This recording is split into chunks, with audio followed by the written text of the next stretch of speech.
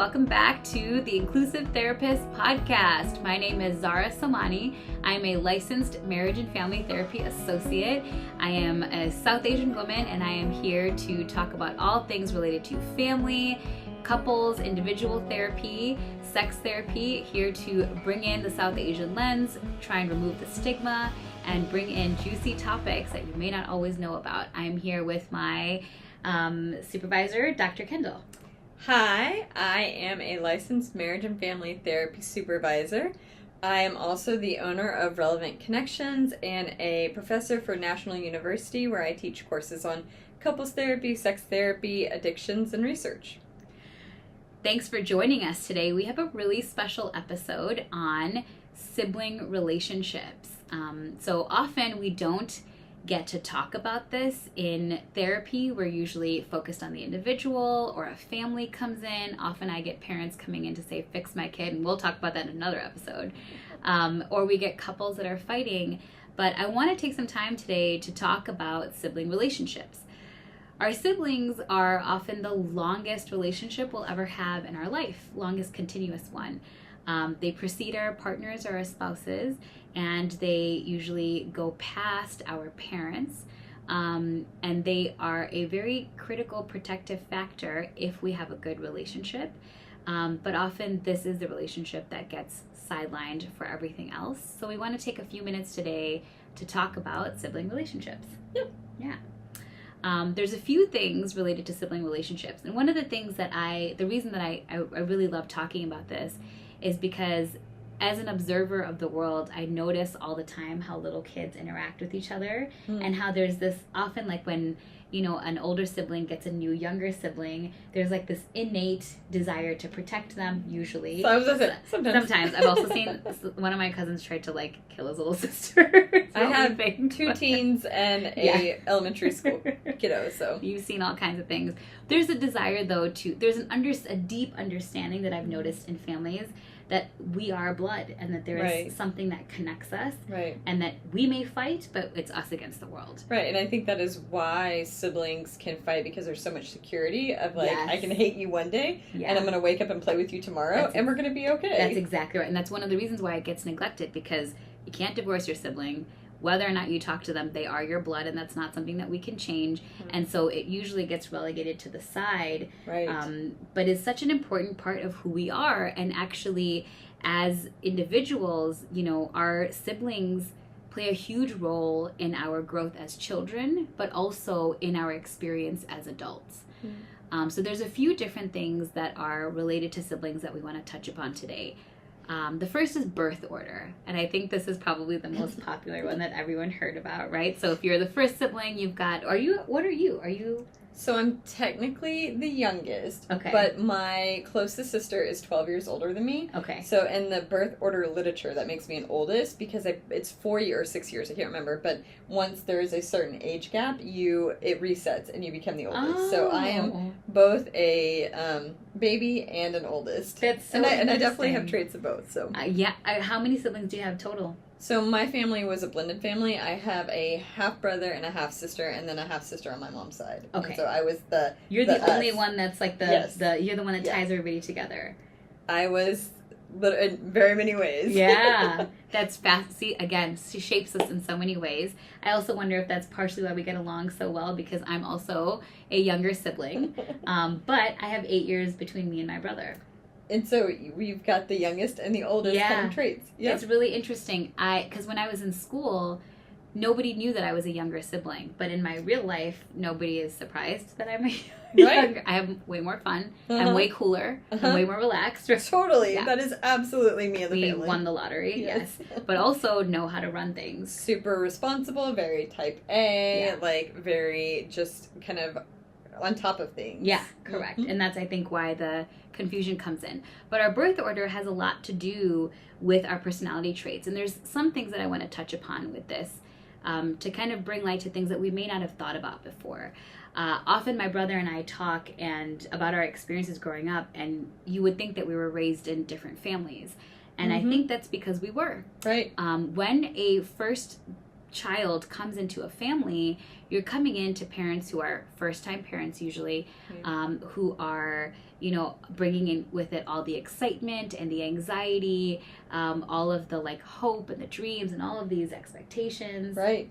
There's a lot of pressure on that firstborn. Mm-hmm. There's a lot of pressure, that's right. But there's also a lot of attention. And when that first child comes in, the family, the understanding and the definition of your family changes from a couple to a 3-person triad. And there's a lot of sometimes, one of the most fascinating things that I remember learning in school is Bowen's triangle, Yes, right? That, you know, whatever, the smallest stable structure is 3. And so when you've got a couple and a child, often that child will absorb whatever's happening between the couples. So stress or fighting. Like if we're in a fight, if I'm in a fight with my partner, I'm gonna go hang out with the baby because they're safe and they're not making me mad right now. Exactly. So let's go have fun. And yeah, I've even seen numerous situations where a kid is like medically ill, but that a lot of times that medical illness is a function of the dysfunction of the couple. Right. Oh, I feel like that could be a whole nother episode that we could talk about. It will be, because it is so fascinating, and I think something that only we know when we go to school. It's not socialized outside, so we will definitely talk about that. The other thing with roles is, so you're born into a different family. When the triad, the oldest sibling, that's all they know. And then when the youngest one comes in, or the next one comes in, the older sibling knows that life of just it being them, the center of attention, the center of love, the center of pressure and expectations, and now you've got someone to share that with. The younger sibling, all they know is the fun life that they have, where they're just chilling, and now their parents are less stressed and they're running around doing whatever they want to. Yeah. But they don't understand why there's so much tension between my older sibling and myself. Correct. I'm just the cute one. I don't know why you're mad at me. Why can't I play with your toys or borrow your clothes Correct. or use your things? Oh God, this is my entire childhood. Yes. Yeah. So the order matters because you're literally living in a different family system when you are the first child, and you're born into a very different family by the time you're second and then third, fourth, and onwards. Right. There is also a lot of social skills that are learned between siblings, that you have a built-in sort of social structure in your family to learn from when you have siblings. It's a little bit different for only children because they don't have that social skill built into their family. Exactly. But we all know that usually, like, the second kid walks sooner, they potty train, so, like, all of these things they learn because they watch their older sibling. Correct. So we get all the credit, and somebody else had to do the hard work of paving the path. Yes, that's exactly right. So birth order is important. Something else and I think that's common. I think everybody knows this. What I want to talk about is the roles that we end up playing in our family, and I think this is much more implicit. Right. And it's just like family roles and family rules around who's expected to do what, what is the, who gets in trouble, who gets the credit, who gets protected, who gets thrown in first, what are the rules, and what do we live by, and how did that end up becoming the role that we play in our family. So you have roles like the black sheep or the high achiever, or the invisible child. Exactly. Like the good kid. The good kid, right? Or the troublemaker. Family clown. The family clown. Got golden child. Did you say that one? I don't know, but that's me, so yes. No, I'm just kidding. Actually, it's really funny because in my perspective, I find that my brother is the golden child. Like but he sees you as a golden child. I think he thinks he thinks his impression of me is you're so spoiled. And I actually recently had a conversation with him because I couldn't understand where this was coming from. Right. And when I stepped back, and this will be for my South Asian friends, I wonder what your experience is with this, but in ours, the automatic assumption is that if you are a guy, and especially if you're the oldest guy, from the time that you are born, your family is your responsibility.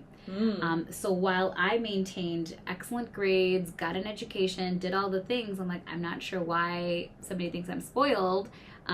What I didn't realize is that I had a really interesting conversation with my brother where I said, I never realized that I, was a teacher for a long time, so minimum wage career, traveled the world, had an awesome, 20s and 30s, whereas he was toiling, trying to make sure that his career ensured that the rest of our family was financially and, property-wise So we secure. had less freedom. Absolutely. For his whole life, right? Right. Because even if he was in a position in his teens to not have to take on that role, he's planning for that.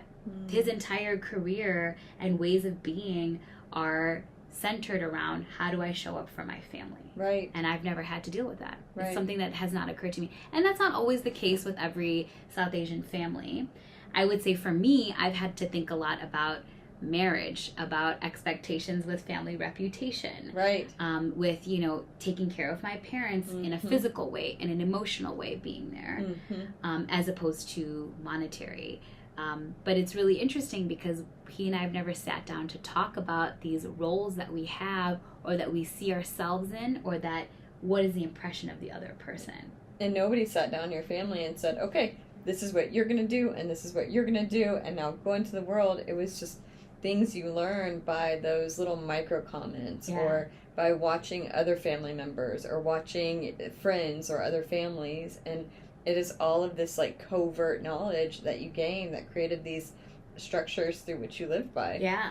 And this idea of covert knowledge is really, I think, critical to this conversation, because it is the unknown that blocks us from being able to interact in the ways that we want to. Right. So we have all this messaging and all of these experiences that sort of armor us on, and we become these characters almost to each other. Right. Especially if we've seen each other as little kids, we grow as adults. Right. But often when I don't know if you have this experience, but often when I go back to my family, I turn into the teenage version or the 6-year-old version of myself, even though I am totally different on the outside. Yeah. Because this is the whole point about systems, is you respond to the people and the system that you're in. Absolutely. Oh, and I definitely can align with that. I'm working on that as I get older and being able to not kind of go backwards, but we kind of revert back to these roles that we've always been in. Yeah. And it's that, like, it just feels natural or comfortable, and to be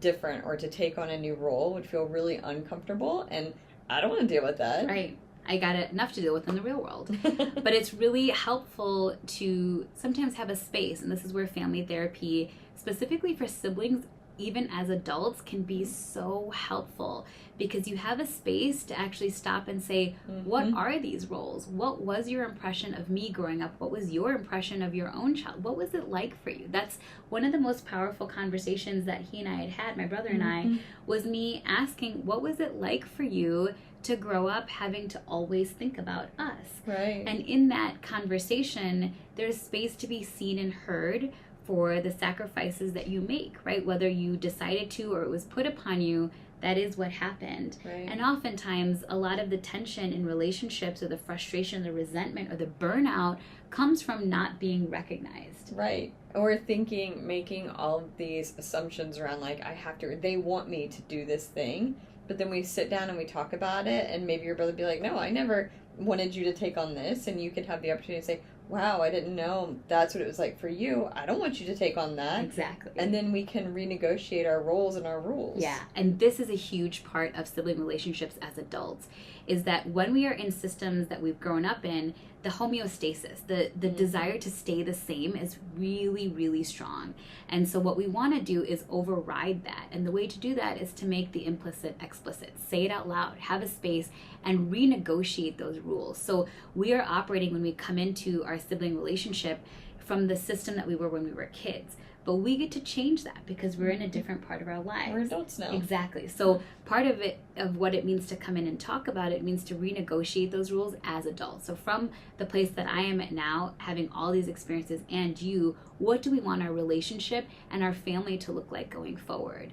And this is really important because as we age, right, there are then additional pieces that come into our system. So you have layers like the spouses or the partners that then add to the dynamic that is already existing. Right. So if it's not kosher and clean here, then it becomes even more complicated when you add a third or a fourth or even more parties. And we have kids and cousins and in-laws, and the system just grows and grows. But if the foundation isn't there, it can certainly crack. And it's really important, I think, in our society as a protective factor for our health, for our sense of community, to have our family relationships be strong, secure attachments, because these are really formative pieces in our children's development also. And it's because they're watching and they're learning and they're Exactly. figuring out their roles and their family Yeah. roles, and so we want to be able to decide, is this the message we want to send down the family line? Exactly. Having role models that are not their parents is really critical in a child's positive development. Right. I think about the relationship that I have with my mom's sisters. I actually my mom had a stroke last year that was pretty catastrophic. Right. And but one of her sisters lives in town. So she's here every week making food for our family, checking in, and she made surrogate mom. Exactly. And it was recently Eid for me as a Muslim, and there's a special dish that we make in South Asian Eid tradition called shirkuma, which is milk, semolina, like pasta type of thing, and it's sweetened. And my mom would make it for me, and she cannot anymore. And so my aunt made it today, and I told her, I was like, I feel like this is helpful for me as an adult. Right, it's healing. It's healing. I don't feel like I'm losing my mom as much as I might have otherwise. And I'm so fortunate to have that. But that's because my mom and her siblings were not perfect either. They also didn't go to family therapy, but they figured it out, you know. They did it the hard way. They did it the hard way. Correct, correct. But they figured it out so that as adults, we have this ability to lean on each other. I know also the flip side of that is that my mom, and dad are always like, their primary concern, shocking, is not always just marriage, but the health of the relationship between me and my brother. It's so important to them that we are set. Right. And I think there's a wisdom to that. I kind of wanted to fight it for a long time, but I see that especially in times of crisis. So here's another thing, right? You've got family that helps you raise your kids or gives you a sense of community so you don't feel like you're alone in this world. And then you've got times of crisis. Right. So whether it's a loss, for me and my family, it was my mom's illness and her stroke. If your relationship is unhealthy, that only exacerbates under crisis. Right. And so it's really important to take care of that. And even if you can't, post-crisis is also a good time to address this. So this often comes up when somebody has passed away and we're looking at their assets and how to split it up. I remember reading an article in school where two siblings were fighting over a book in one of their parents' studies. A book, right? So it's never about the book. Right. It's about the years of underlying emotions. Right, and the conflict that nobody talked about or managed. Exactly. But, I mean, you bring up such a good point, is most siblings at some point will have to navigate caregiving for their aging parents. And that is an incredibly stressful time, and we both had experiences. Yes. And you need to have your sibling as an ally to navigate this, or it's bad for each of our stresses, right? And so if I don't have somebody to lean on, and my sister doesn't have somebody, then we are both, taking on more and more of the responsibility, and it is driving a larger wedge between our relationship, and now our families can't connect. And so having that solid foundation early on is critical to being able to navigate these difficult times. Yes. I think one of the options that we sometimes choose is to cut off our family members. And while that can be helpful in certain times, what we also know is that we can cut them off physically, but emotionally, that's still something that holds our energy and can be really painful. And even if that's not a pain that we register on the surface, it shows up elsewhere. Right. Because it is something that's in disrepair. And so this is an opportunity, again, to take a look at that when and if you're ready to say, what can be repaired here for my own peace of mind? Because anytime there's anything that's in disrepair, it shows up somewhere else. It'll show up in your body, it'll show up in other relationships, it'll transfer to sometimes your spouse, your kids, your work relationships. They do weigh on us because this is the thing with siblings, is you just can't get rid of them. Maybe physically you can, but they are your blood, and because they exist somewhere in the world, for most people, it's really hard to forget that entirely and permanently. But I do want to say something really quick around that. I guess the ideal, right, would be to come to family therapy with a sibling or a family member. But there are often times where family members are not willing to come with us. And Yes. I believe as a system therapist that we can make change Yes. and understanding in one part of the system, and I can help people learn how to communicate. I can help them understand their roles and their rules, and they can take that to their family members Yes. and enact change as well. Yes. And so it's not like, oh, this is lost if my brother won't come with me, but I can learn to recognize my own stuff and change in slight or significant ways, and that will make a difference in the rest of my family system. Yes, that's exactly right. That's actually one of the biggest, that's a personal experience that I've had of, doing it myself and taking it back to my family. Right. And when you show up differently, the rest of the system shifts around you. Like there is a recognition that, if it is inevitable in any system, right? That if something is different, the whole point of systems is that you're responding to one another. It's not one way. It's one way, and then this person sees that and puts another input in, and then they respond to that. Right. And so if your input comes from here, this part of the system is going to be like, wait a second, what's happening? What's happening? You got to course slowly correct. correct. Yeah. And slowly, if you stay right in your position, then the rest of the system starts to shift. We learn from each other, and we respond to each other. So there's a lot of hope in this. And that's what I hope you take from this conversation is that, often we don't talk about sibling relationships, but they are important. If you have family around you that is close to you, take a minute to tell them that they're important to you and that you don't take them for granted. Talk about your childhood and what those experiences were like. And if you're unable to do that, seek support, Right. because it can be really helpful in the long term to repair these relationships and to rebuild a strong foundation as adults and as who you are today, so that you can navigate the rest of your life together. Yep. Yeah. Anything Fully else you agree. want to add? Nope. Yeah. Okay, good. Well, thank you so much for joining us again today. We hope that you took something away from this. If you have any questions, if you have other topics you want to see, please let us know in the comments, and we look forward to seeing you again next week. Bye. Bye.